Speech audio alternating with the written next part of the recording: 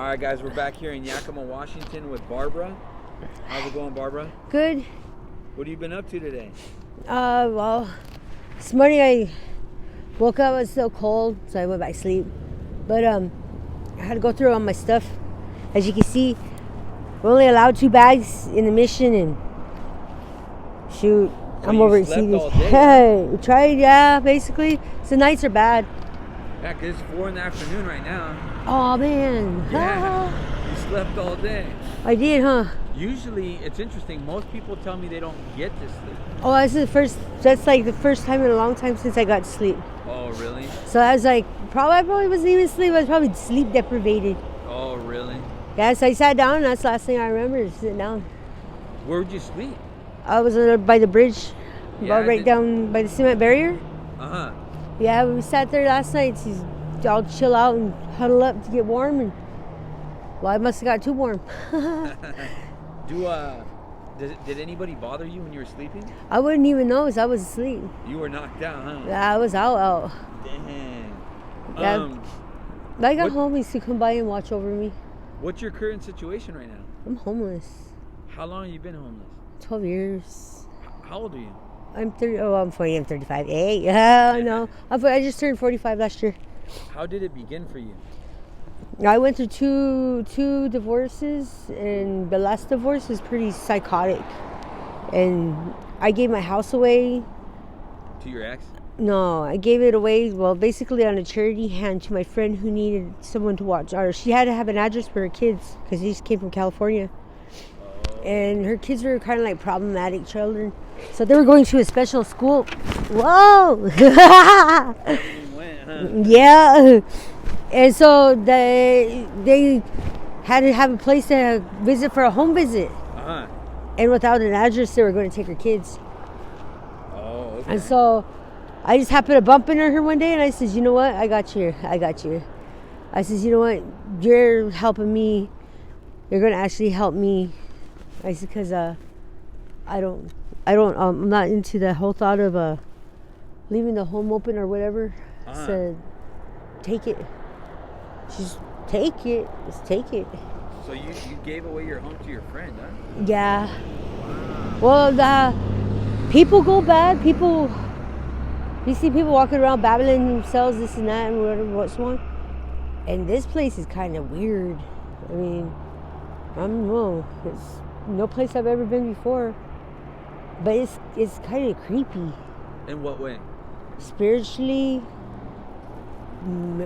physically, mentally twisted, really. Uh-huh.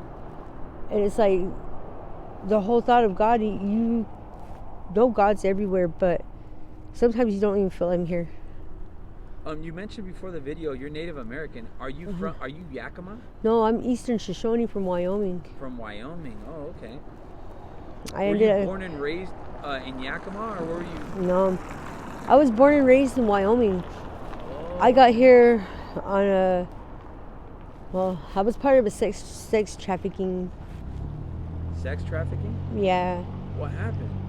I got out of prison, and I was out for a couple of weeks, and everything was blown back in my face, and the reality of everything that I'd done kind of came back and kicked me, and I said I couldn't bite the bullet, so I just went ahead and I said, you know what, gave up and got drunk and drank one too many White Russians, and it ended up in a trunk.